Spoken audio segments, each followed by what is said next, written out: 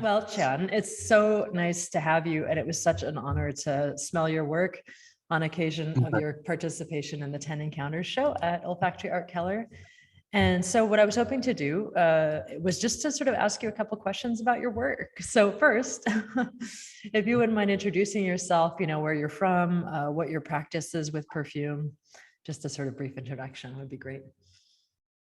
Okay. Hi, everyone. I'm Zhi'ang. I'm a medicinal chemist from Singapore, but I'm currently pursuing further studies in London. So as part of my line of work, I've participated in like the discovery and synthesis of coronavirus main protease inhibitors, which is like a pan-coronavirus cure.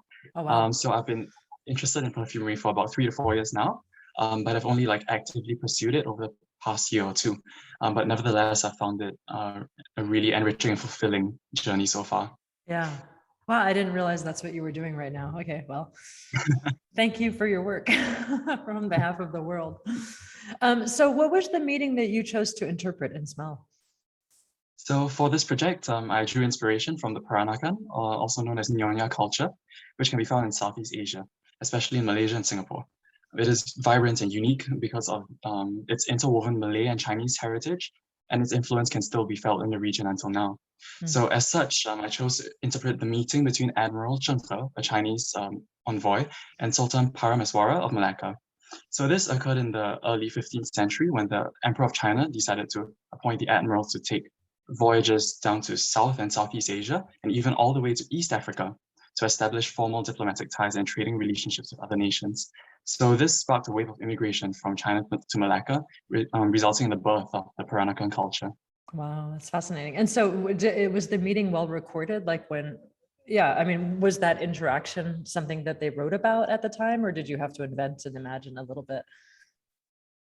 So there were records of the admiral, leading his fleet of trade ships down to Malacca, and there were some interactions, but the meeting itself wasn't really recorded or like detailed in history books. So it was something that I had to synthesize from like what was the kind of like trade goods in the region, the kind of cargo that trade ships would normally carry, and of course my knowledge of like the local smells that can be found in the area.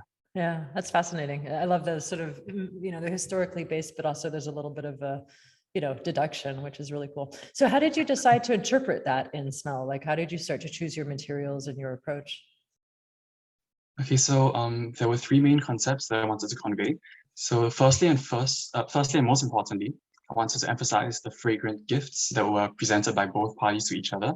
So on the Chinese side, there were teas, of which I chose jasmine green tea and osmanthus oolong tea to incorporate into the composition, as well as patchouli-infused silk. And on the other hand, the Sultan presented valuable spices like pepper and cloves. I mean, after all, Malacca was an integral part of the spice routes. So secondly, I wanted to bring the unique smells of the tropics to the forefront as well. So you have ylang-ylang, even banana leaves and jackfruit. And all of these add this intriguing sense of allure and opulence. And finally, I used a touch of sea spray, ambergris, and a ship timber accord to represent the lengthy voyage taken by the admiral from China to Malacca.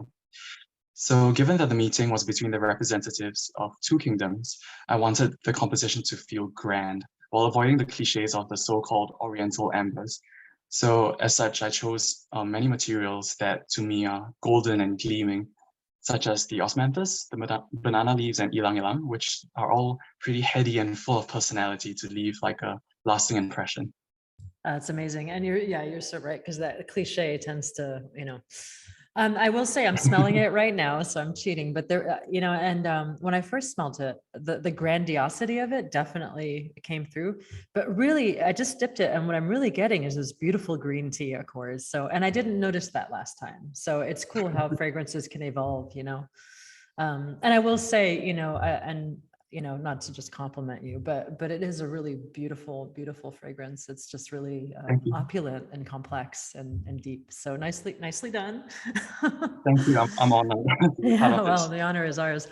So I wanted to ask you a question sort of that's a little bit more abstract. So, and this has to do with how you relate to sort of making or working with scent. So when you're working with scent in the context of an art show like this, versus when you're working with scent in the context of something you might want to wear on the skin, or How does it change how you approach the project, or does it? You know? That's a really interesting question. I think when you want to consider like fragrance as a form of art versus like fragrance in terms of perfumery, I think that art should elicit a response from the viewer or the smeller in the case of olfactory art. I think it should provoke, it should intrigue, it should impress. But most importantly, I want my creations to make people think or feel something. I can pay much less attention to its likability because an artwork is more of an artistic statement. I can make it as personal as I want and take as many creative risks as I want. And the key question is whether I feel that it conveys a central idea. So this greatly broadens the scope of the olfactory possibilities. Then on the other hand, when considering it from the perspective of perfumery, it is meant to be worn by people.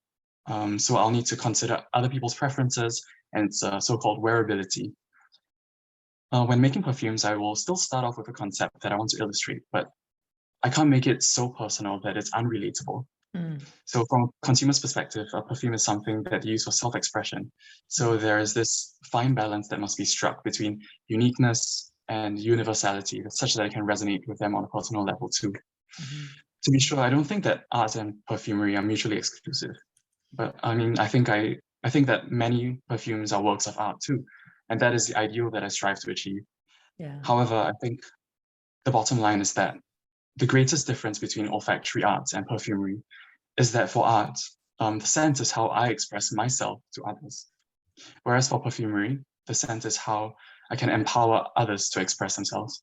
Oh, that's so nicely put. I never even thought about it that way. But really, it comes down to who you're servicing, whose expression you're servicing, doesn't it? Yeah. So do you feel like this is something you want to do? I mean, I know that your focus really has been on fine fragrance, you know? Do you feel like working in the sphere of art is something you find interesting for yourself as a practice, or do you think it's a nice aside from, I mean, which I guess my question is, which way of working resonates better for you? I think that for art, there is less of a constraint. I can create something that really there's this fidelity, between the finished product and like the concept that I have in mind. Whereas like for fine fragrance, for perfumery, I'll definitely need to seek feedback from others. What do they think about it? Because what they perceive of the sense is equally as important, if not more so than my view of it. Because how I can put this theme across, it might seem one way to me, but then it's not necessarily the same way. It's not perceived the same way as the other people. And ultimately, in perfumery, they are the consumers. They are going to purchase it rather than looking at it as a piece of art. It's mainly about how it makes them feel. There's no explanatory kind of description next to it. Whereas like in olfactory arts, there is like this context that's totally that kind of like sets a tone for it. So people will analyze that one, but for perfumery, people would consider how it makes them feel. Like an experience versus an analysis. Yeah. It is. I mean, I think both are equally as satisfying because they are completely different targets. I think that if there are more opportunities, I would gladly participate in more of the art ones, even though I think so far what I've been doing is kind of like a balance between the two, because when I create something, I draw inspiration from my experiences, from my memories, or like I imagine up something and then I pursue that idea and that thought until the end process, in which like when I'm trying to fine tune things, then I might get some feedback from others. So I think my current approach, it allows me to go either way. And I'm definitely, I see the challenges that both bring, but I'm definitely glad to and willing to take up the challenges of both. Cool. Well, lucky us. Well, great. Well, I want to thank you so much on behalf of Andreas and myself. I guess Andreas unfortunately couldn't make it, but I know that he sends his strong regards because he was quite keen on what you did. So thank you for Thank you so much. participating in this show, and hopefully we'll be doing more work together soon. I hope so, and thank you for curating the exhibition. Absolute I'm really pleasure. I glad to mean, be the a part of pleasure is this. mine. Lucky me that I get to curate things like this, so. Well, Thank you cool. so Well, much. yeah, thank you, and good luck with your work. Sounds like you're doing really important work. So thank you. Thank you so Thank- much for taking the time to Yeah, help me, share my message.